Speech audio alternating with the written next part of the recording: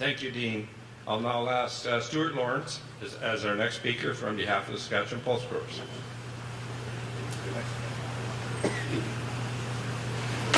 Thank you for the introduction, Minister Merritt. It is my great pleasure to be here today to make some comments on behalf of Saskatchewan Pulse Growers and the Canadian pulse industry.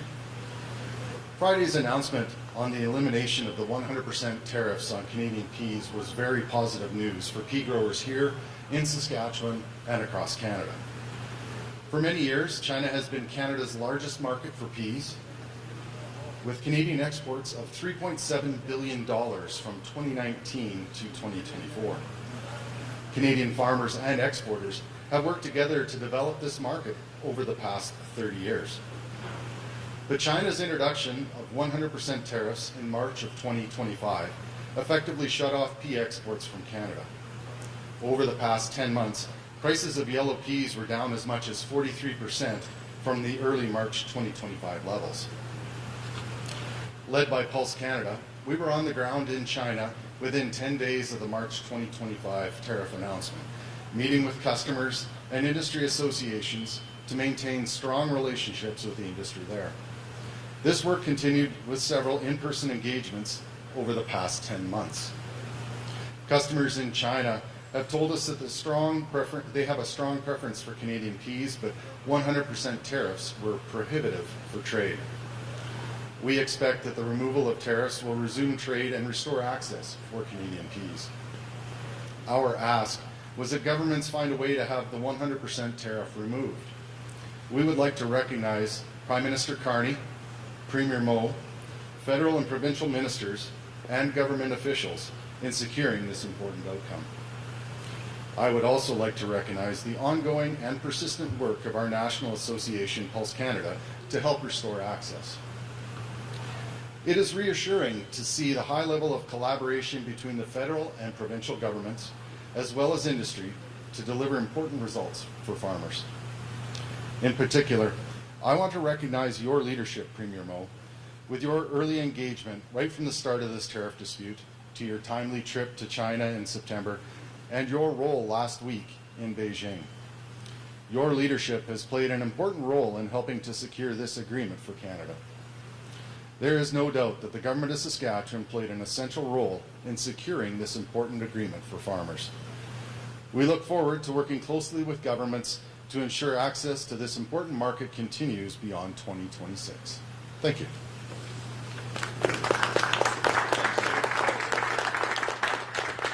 Thank you so much, Stu. Next, I would like to invite Premier Moe to provide an overview of what was accomplished on the follow-up minister's mission last week, alongside with Prime Minister Carney.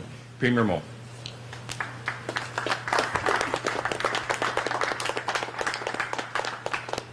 Thank you very much, Dave.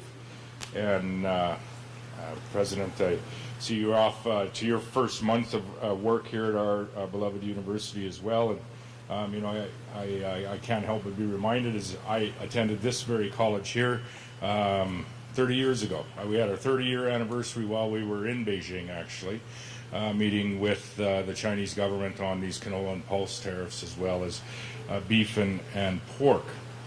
And it very much is about, some of those industries started with researchers at this very institute, and I think of Al Slinkard and so many others, that the pulse industry really wouldn't exist without some of the research and the work that happened right here, not in this building, but some of it did eventually happen in this building, but certainly research that happened at the University of Saskatchewan. I'm my communications team's worst nightmare, because I have a few notes that I made when we were in the meeting in Beijing. I have a few notes I made this morning, and I was handed a few other notes on the way in here, and I'll maybe just mix them together, give us a little overview of what's happened over the last number of months, and ultimately culminated in the announcement that was made this past week, and maybe what that means to the ag industry, and more broadly what it means to the Canadian economy, and where we go from here with our trade relationship. And it's important to focus on the trade relationship with a country like China, but also other significant markets around the world as well. And one of the largest markets is just simply to the south of us. But this engagement that Saskatchewan has led. Yes, September 2019 was a pivotal point in the relationship and the conversation around canola and pulse tariffs with the country of China, between the country of China and Canada, and that's really where the tone changed. But that face-to-face engagement had been happening for years prior to that. Case in point, their Ministry of Commerce, their Minister of Commerce, Minister Wong, who used to be the governor of the province of Heilongjiang in China. We had visited him in 2019 as a Saskatchewan delegation, where he had hosted us for a state supper and engaged with him with a air drill that was being built. It was an 8-foot air drill that was being built here in Saskatoon and was being sold in that particular province to some community farms. Sorry, that was in India, but we were in the Heilongjiang province. The air drill story is from India. I'm in the wrong country. But we'd engaged with him. He went on to become the Minister of Commerce within the national government in China. That's what 3 hours sleep does to you. I'm getting my countries mixed up. And he very much remembered that evening that we had that particular supper so many years ago. September, when we had visited as well, the first Premier's visit in 6 years to the country of China, first Prime Minister visit just this last week in 9 years by a Canadian Prime Minister. But the tone started to change in September, and I was very thankful that Cody Blois, the Parliamentary Secretary to the Prime Minister, joined us on that particular mission. And he was able to provide that continuity in those negotiations throughout the last number of months, and was in China on numerous occasions negotiating with Minister Wong and his team to get us to where we ultimately were able to get to. And where did we get to is a 15% tariff on canola seed. That's over $2 billion of canola seed that we were able to export to China in just the last year. Canola meal, pulse crops will be brought down to zero, as well as seafood, but seafood's not as important to Saskatchewan. However, Atlantic Canadian premiers have been reaching out, very appreciative of the efforts, because it is important to those Atlantic provinces. Down to zero for those items. What that means, the canola meal, moving down to zero, is that our domestic crush is going to continue. They have the outlet for the canola meal, and they'll continue to crush oil. The obvious missing element in our in the decision that China had made is on canola oil. However, canola oil will move to many other markets around the world, and meal was the important piece for us to get in order to have that domestic crush capacity keep up, so that we can keep the volumes up, so that we can actually start to move some of the product that we have here in Canada. This is, make no mistake, this is a positive agreement for not only the Saskatchewan agriculture industry. It's really positive for the Saskatchewan agriculture industry, as we produce about 55% of the canola production in this nation, and a higher portion of the pulse crops in this nation. So it's very, very significant to our Saskatchewan farmers, to all of our exporters, to the processing industry here in the province. But it's also important to the Canadian agriculture industry, and I would say equally important to the Canadian economy. This is an industry, canola alone employs over 200,000 people across Canada, and is a $44 billion industry. This is a very, very significant decision that was made by the country of China. And I would just echo some of the comments earlier. Thanks, yes, to our federal ag minister, Heath MacDonald was there. Tim Hodgson was there, the energy and resource minister, and I'll get to that maybe just in my closing comments. Melanie Jolie was there. Anita Anand was there. As well as Cody Blois was there, who, as I said, has really been the continuity for these negotiations throughout. That's a significant delegation, and I had made on my notes that particular day in Beijing. That's a significant delegation, and that isn't lost on markets where we are selling our wares, so to speak, or where we are marketing our products. When you show your face in markets like that, they most certainly are going to take note of that. So that was a credit to the federal government, and you haven't heard me saying that a lot in the last decade, but I will say it here today. And a credit to Prime Minister Carney for engaging earnestly at all levels of the Chinese government, and it certainly has paid off for our ag industry and our Canadian economy. A couple of points I want to make here. And I'll make these in the national media later today. This essentially gets us back to, people will say, what does this mean to the Canada's trade relationship with China? From an agricultural perspective, this gets us back to where we were a year ago. No more, no less, really. We had slight tariffs on some of our ag products a year ago. We have slight tariffs on some of our ag products here today.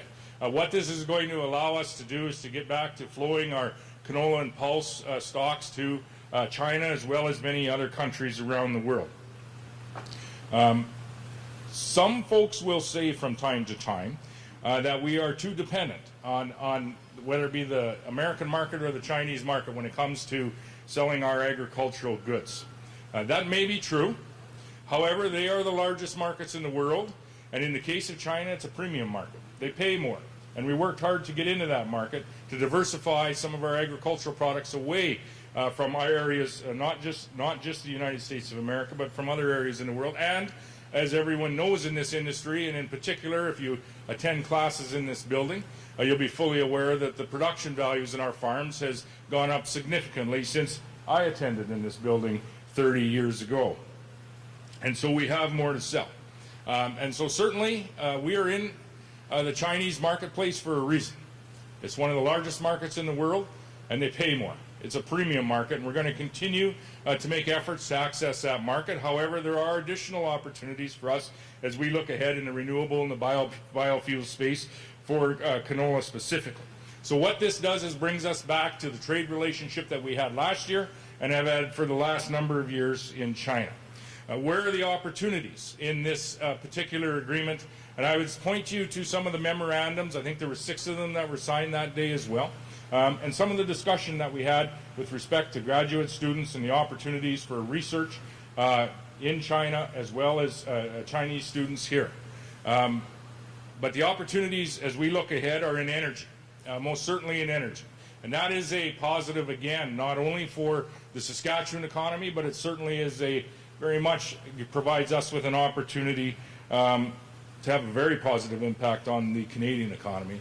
And when we talk about access to our West Coast when it comes to traditional oil, traditional energy products such as oil and gas, or the Port of Churchill, or when you hear the Canadian discussion with respect to other energy sources, rare earth elements and opportunities and partnerships that we may have with countries around the world, that is where the opportunity lies, not just in China, but with other Asian countries as well, of which this particular agreement will be a bellwether for and will provide and create additional access points into those other markets. I'll also comment on the EVs because it'll come up in the questions, I'm sure, at the end. There's 49,000 EVs that will from China that will be made available in Canada at a 6.1% tariff rate, as opposed to the 100% tariff rate that was in place. That represents about 3% of the market share for EV cars in Canada, and certainly I think when you trade that off with a $44 billion canola industry, plus the pulse industry, plus the beef announcements that were made today, plus the opportunities that we have in energy trade into the future, as well as some wood MOU that was signed on forestry products as well. Most certainly this is a beneficial deal, and I would say a beneficial opportunity for Canada as we look to the future trade with a country like China. Last but not least is over the course of the past year, and those in the exporting industry will be aware of this, is when you are under trade duress or things aren't going well with a country like China, you have no dispute mechanisms. You have no dispute mechanisms when there are boats that are waiting in port and are unable to unload. What this agreement does is reenacts all of those dispute mechanisms that were in place before. And now when Canadian businesses have a challenge, a trade challenge, have some product that isn't available or is having some troubles in the regulatory space in China, all of those dispute mechanisms are back in place. And so the broader agreement with the removal of the tariffs on canola and pulses is huge for the Saskatchewan economy, the ag economy, more broadly, the economy across Canada. The additional announcement through the discussions that continued after the time that we were there, resulting in the removal of tariffs on beef, is also positive for the Saskatchewan ag economy, the Canadian ag economy, and more broadly our economy. The dispute mechanisms that are back in place are imperative for us to do business, not only in China but in the entirety of the Asian region moving forward as well.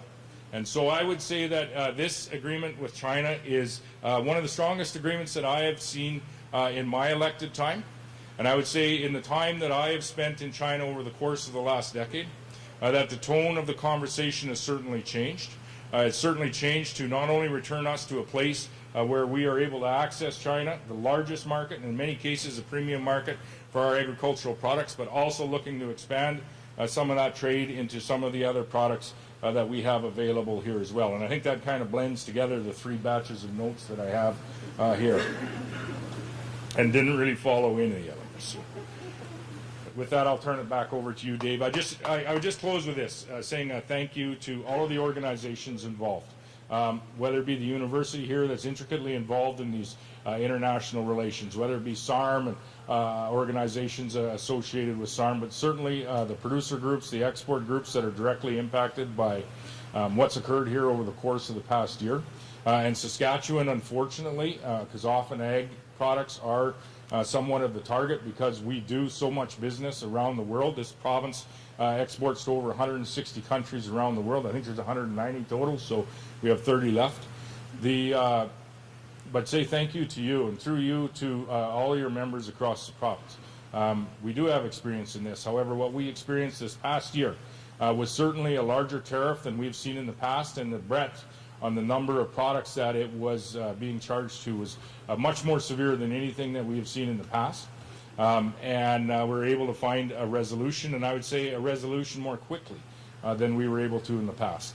And I would just close with a note of appreciation again for Prime Minister Carney, not only in these discussions here, but with making an effort that has been not made in at least a decade in this nation, to raise Canada's credibility in the international sphere. And for a province that does business with 160 countries around the world, for a province that is among, if not the top exporter per capita of every province and every state in North America, that international credibility of our nation and our province is absolutely imperative for us to operate in these premium markets, markets like China. So thank you to the federal government, and again, it's going to catch the media off guard, but I mean it. This is an important engagement, and they're making important efforts that matter to the industries that are creating wealth and jobs in this province. Thank you to our associations and the exporters, and thank you to everyone here today.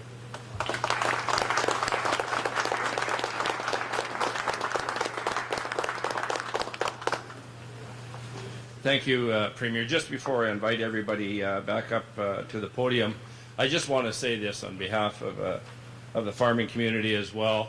The work and the hard work that our Premier's put into this. I don't know if many of you realize, but he just landed here about 5 or 6 hours ago after a 15-hour time change, and still wanted to make sure that he was present here to do this. But the work that this man does for the province and for the people of this province is absolutely incredible. On behalf of all the farmers and ranchers, as the Minister of Agriculture, Premier, thank you so very much for everything you have done for this great province. I now want to invite all our speakers back up to the podium, and we will open the floor for questions. So I'll invite all the 4 speakers up here.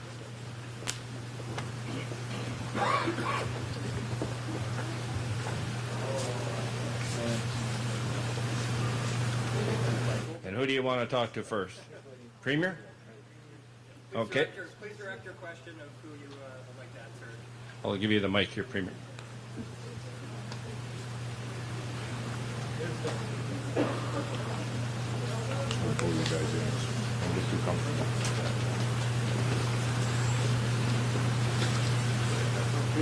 Yell them out, I can hear. I think I can. Oh. So, what assurance do farmers and exporters have that there's a long-term plan for after this? Well, the seed tariffs, and I'm just going off memory here, the seed tariffs that were down to 9 and 6, so a total of 15%, which is in the realm of where we were before, maybe slightly higher.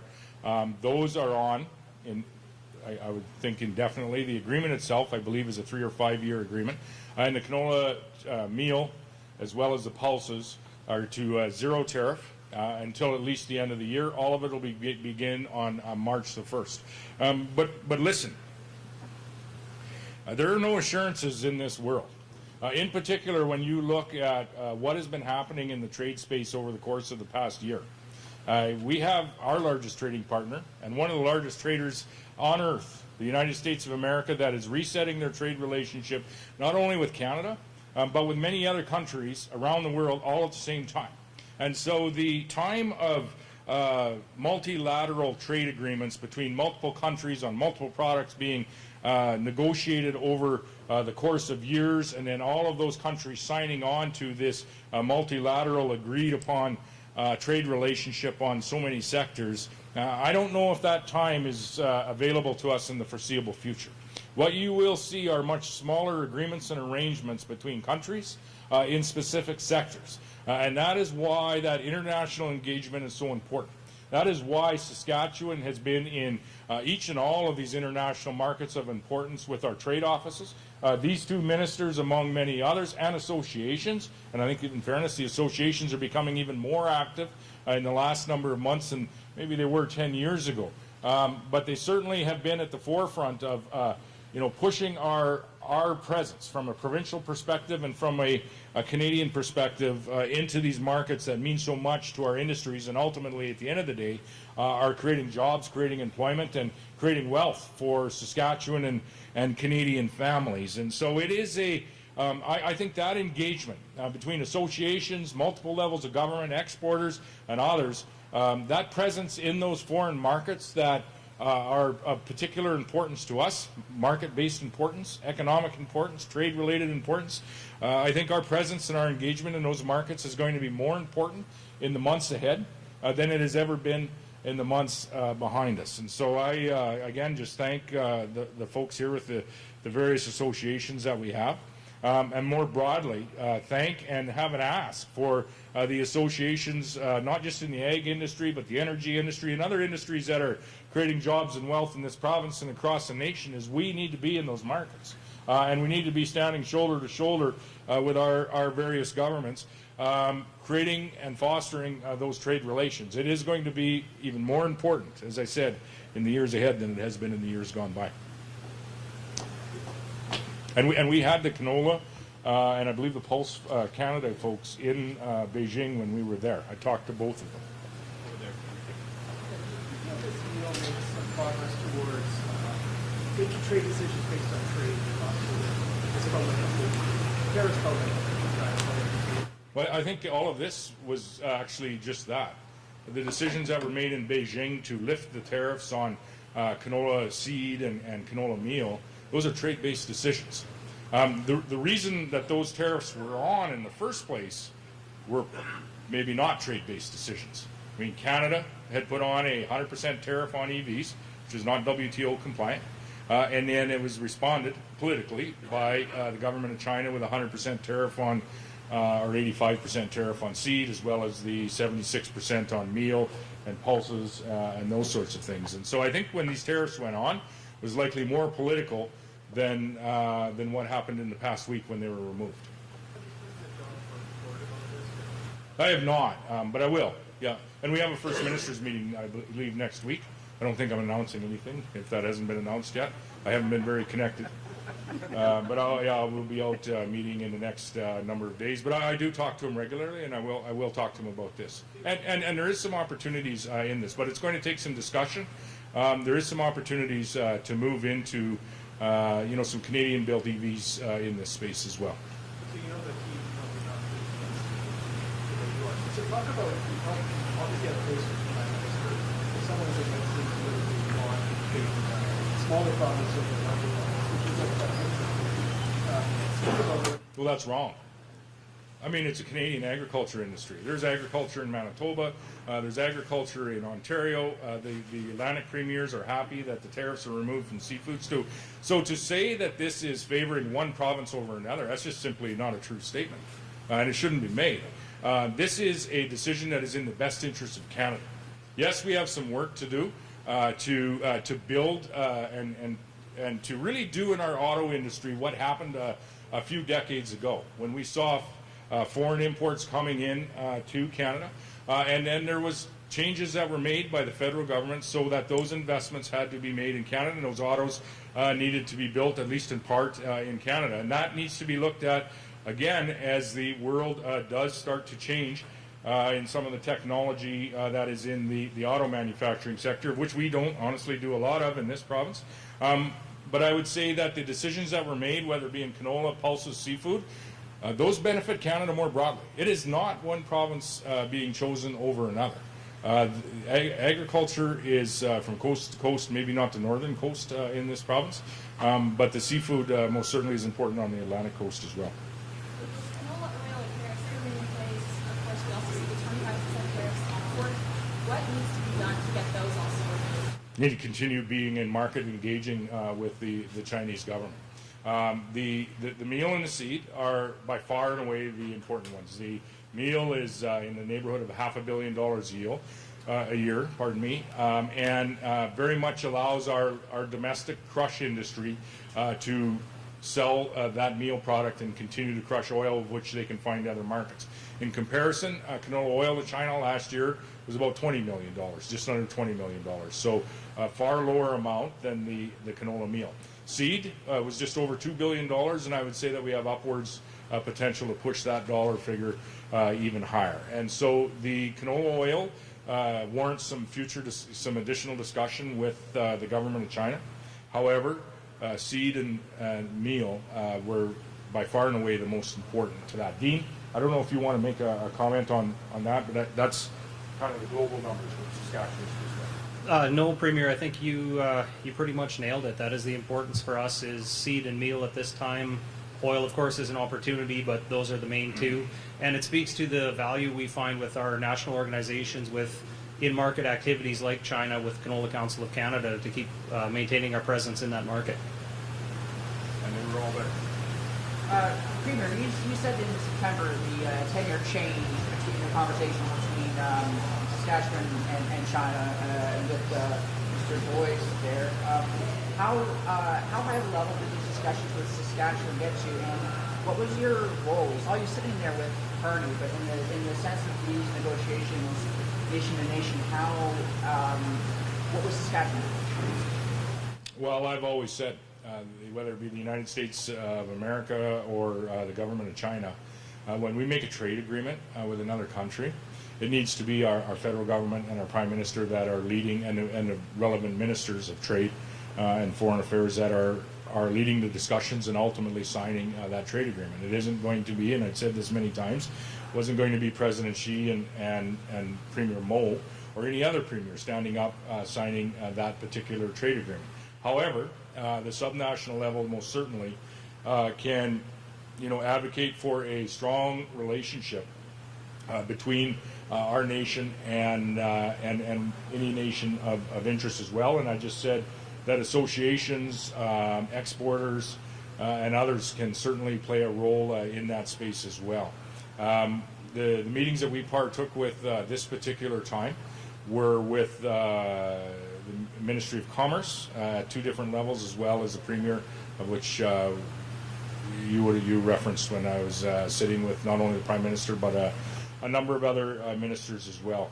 The meetings that we partook with or took part in back in September were meetings that had not occurred in those specific areas with the Chinese government for far too long.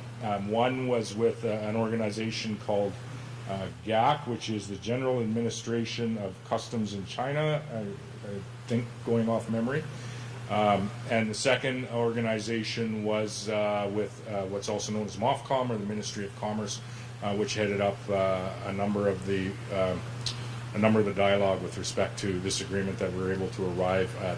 Those are also the two organizations that had implemented the tariffs on whether it be the pulses, the canola meal, and the seafood, which was one tariff, and then the canola seed, which was a separate tariff. Those were the two organizations that were responsible for the tariffs, and so those were the two organizations that we had organized the initial meetings, I suppose you would say, between, at that point in time, Mr. Blois and the embassy, of which Mr. Blois then was able to, and we talked to him all throughout, be the continuity in those negotiations through to ultimately we saw the Premier meeting, the Prime Minister of Canada, Prime Minister Carney, meeting with the Premier on a couple of occasions, as well as had a sidebar, I believe, at the summit in South Korea with President Xi. So. And when you got on a plane to China last week, did you anticipate this ending in a deal, or did you anticipate ending more required to the job?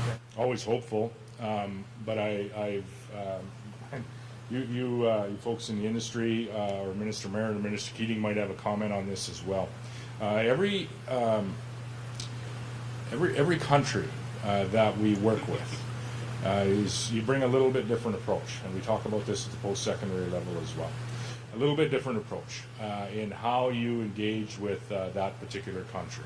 And I said earlier, unfortunately, Saskatchewan likely has more significant experience advocating and working through trade challenges with, let's say, China and India, are two countries that we have on multiple occasions had to not entirely take care of ourselves, but certainly be the advocate in bringing the trade challenges to light, in this case, and all too often on agricultural products, and then working with our federal government so that they can ultimately bring a resolution to the issue. And I think back to 2020 with canola oil, and I think about 5 years previous to that as well.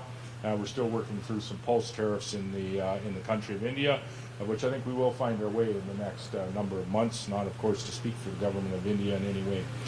So I don't think you're ever bullish or positive that you're going to get an announcement on this particular day, but you always work towards that. And even when and as this work was happening, there wasn't a lot being communicated out of the federal or provincial governments, and I think that's very, very important to be respectful of the negotiations that are happening, in particular when it comes to negotiating with a country like China. But I don't know, any of you four have anything else to comment on that? Okay, you can go ahead. I would say that the growers of the province were watching very closely, hoping for a deal. As the largest source of farm cash receipts, canola is very important. Pulses would be right up there as well. So we were very hopeful watching this mission underway. Yeah, from the mayor. We know that producers are still really hurting and acknowledge that work still needs to be done. I'm curious, are you concerned that pressure from Ontario could unravel support from the federal government moving forward? No, it's a good deal for Canada, the entirety of Canada. So no, I think this is a positive step forward from an economic perspective, from a market-based trade perspective, from an opportunity perspective on where that trade can go in dollars and jobs and opportunity moving forward. And I think with the proper conversations, I think there's a plan that we can work on when it comes to the EV industry and the auto industry as well. And I think the federal government has indicated that they're working on something in that space as we speak. So no, I think it's actually, in fairness, a model that can be built on how, as I said earlier, saying it's good to see, and I'm proud that Prime Minister Carney is raising Canada's credibility in that international sphere. I'm proud that he certainly is focusing on trade when it comes to countries like China and getting agreements like this across the line. And we hope we can find our way in a country like India as well. So I think it really is the model moving forward on how in certain sectors that are creating wealth in our nation, that we find agreements to remove current trade irritants, but in those agreements also put in the building blocks so that we can expand trade in those sectors or other sectors as well. And that's exactly what this does. Yes, You have one back there. Why did we end up with the 15% tariff on canola seed when canola meal and peas were zero? Was that something the Chinese insisted on to have a tariff? Or how did those talks go and how did you end up with 15%? Yeah, I'm trying to remember. There's two tariffs that are involved in that, and I don't know if one of you, Dean or Stu, can speak to this. I believe one is 9 and one is 6, for a total of 15. And I believe previous to the EV decision to put 100% tariffs on EVs and then the responding canola seed tariff, and I'm speaking about seed first. I think that was maybe 9 and 5. I think it was 14%, or right in that neighborhood. So it essentially gets us back close to where we are. And don't quote me on those numbers, but we can find them and provide them to you. So that was the one tariff that was under the one administration in the government of China. The second set of tariffs came, I believe, if memory serves me, a few months later, and they were on canola meal, they were on canola oil, they were on pork, and they were on seafood. And that was a 76% tariff, if I'm correct. And that one has been removed right to 0%, which is where we were before as well, aside for pork, which we still have some work to do. So I would just say that essentially what this does, it was, that's where the negotiation landed, but this is essentially where we were previous to Canada putting those 100% EV tariffs in the response from the government of China. Yes, there are other difficulties for Canada on the international market. For example, European Union doesn't accept most of genetically modified products. Also, other countries, some other countries doesn't have transformation facilities, so it does limit the capacity to transform canola on a larger scale. What do you think the government will do about diversify more? The European Union, by not accepting for food grade, they have a number of regulations in place. You mentioned one of them. They pay more. I mean, those are non-market tariffs. When you make decisions around regulating what is coming into your country, you're going to pay more for the product that you bring in. And so Europeans pay more because of decisions that the European Union and various governments there have made around which canola they will import and which they will not import. And some of the science behind the safety of the food that we produce in this province, whether it be from a food safety perspective, whether it be from an environmental perspective, a carbon perspective, are resounding with supporting Saskatchewan agriculture as being the most environmental and ethical food that you can find on earth. And much of that research, again, is done with the association people that are working in this particular building right here. But you point out something that I think was pointed out in a university study from a fellow from, I don't know if it's an economist or who it is, from a university in Calgary, who said that we may be a little too reliant on China and on the U.S. when it comes to our canola sales. When I addressed that in the closing of my opening remarks, they're the largest two markets in the world. They're also they pay more. They're the premium markets in the world. And so we're not in those markets by accident. Would we like to be in the EU market? Sure. And it would help us diversify, likely help us diversify, some of that trade further. But as long as they have, some of the unnecessary regulations, import regulations that are in place, I guess that won't happen on the food grade. There might be opportunities, as was pointed out in this particular study, in the biofuel space.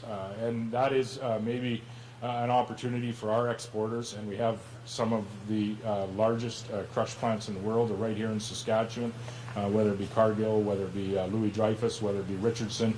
Who am I missing? ADM, Bunge have one, and Nipawin as well.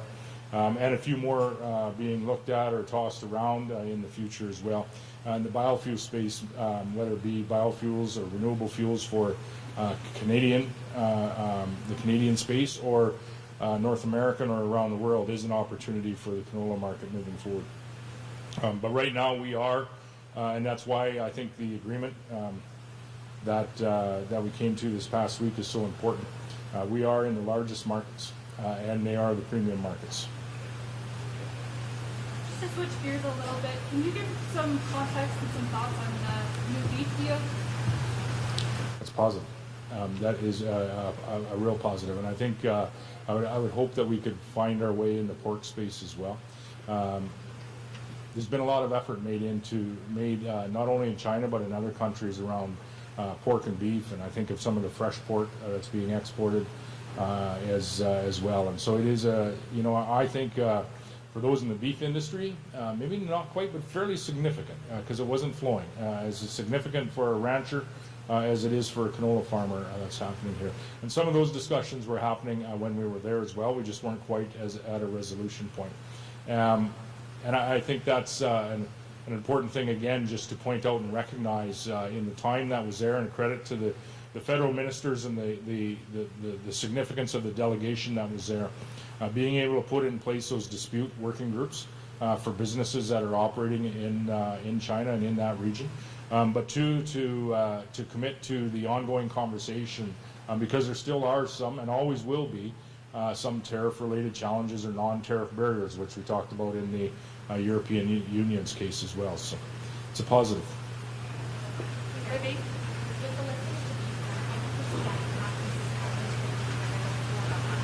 Well, I said earlier what this deal does is it returns us to a space ultimately where we were from an agricultural perspective. And so with the beef announcement today, I would just say we have pork and canola oil that we have to have discussions on, continued discussions on.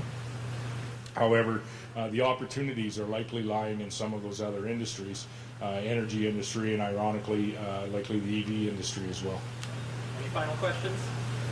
Yep, Phil. Yeah, you mentioned the American market and the competition. Where is it in your priority list on the issue? Or do you see that? No, it's priority. It's an unpredictable process at this point in time. We'll see what the president says this week. I think he's at the World Economic Forum in Davos, and so the negotiations. And I've been in Washington. The last time I was in Washington was just the day of the Grey Cup parade in Regina, where we met with Howard Lutnick, Secretary Lutnick, as well as Secretary of Descent and Ambassador Jameson Greer from the USDA. And good conversations with each of them, but I would just say that they, whether it be some of the tariff-related conversation and action coming out of the U.S. has been pretty significant, and this, probably has indirectly or directly is impacting some of the words and the positions that Premier Ford has taken, but pretty significant when it comes to the manufacturing industry and the auto industry. And I think Ontario, in fairness, and Ontario workers are feeling that in a pretty significant way. We are as well in spaces like forestry and steel and others. So I think that is a significant priority for Canada. The Prime Minister's position has been he isn't going to sign a deal just to sign a deal. If it's a bad deal for Canada, he doesn't intend on signing that. And that has been, I think, working for us as long as the bulk of our products are compliant with USMCA that's currently in place. So we'll see where that discussion goes and where that brings us.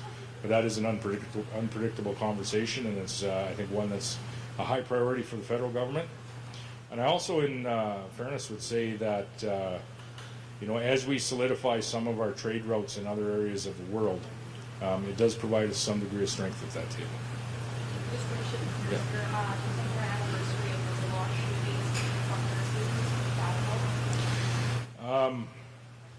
Yeah, I didn't realize that.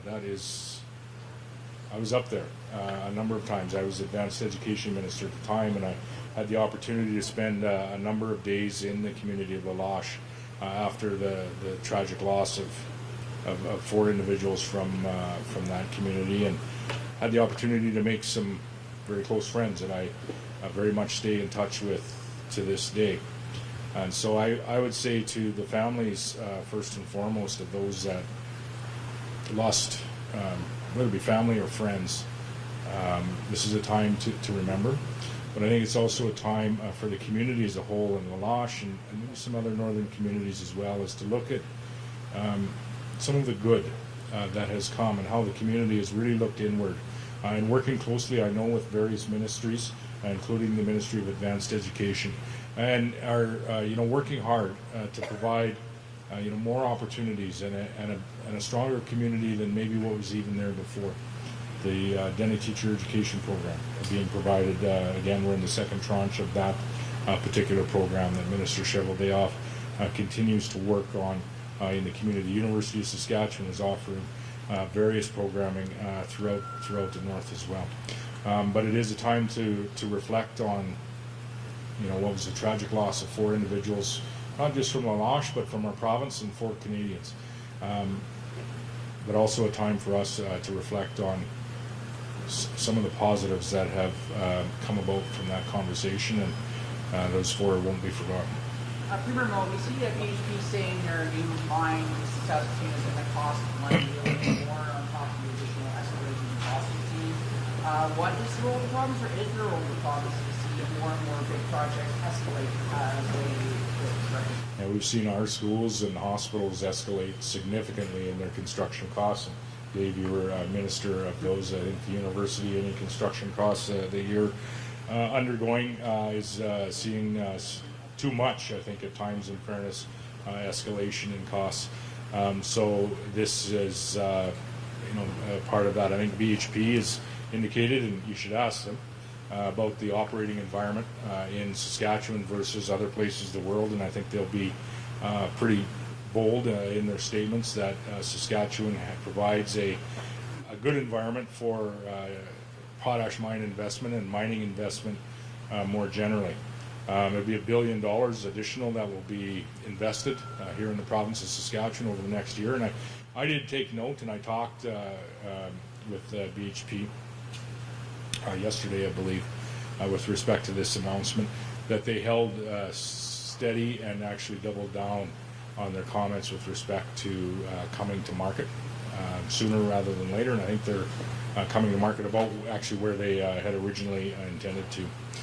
Again, this is the largest investment BHP, the largest mining company in the world, has ever made, and it's the largest investment that's ever been made in this province as well, between phases 1 and phase 2. And I think would be, more broadly across the mining sector, we can be very proud of the investment that's being made here in the province today. When you compare it with all of the investments being made across North America in the mining space, are likely in no way, on a per capita basis for sure, but no way really even comparable to what's happening in this province. So we're very, very strong in this space, and it's something I think we as Saskatchewan residents can be very proud of, as we are providing that opportunity for mining products that we're going to use in our food and energy security today and tomorrow. Thanks, everyone. Thanks, Premier.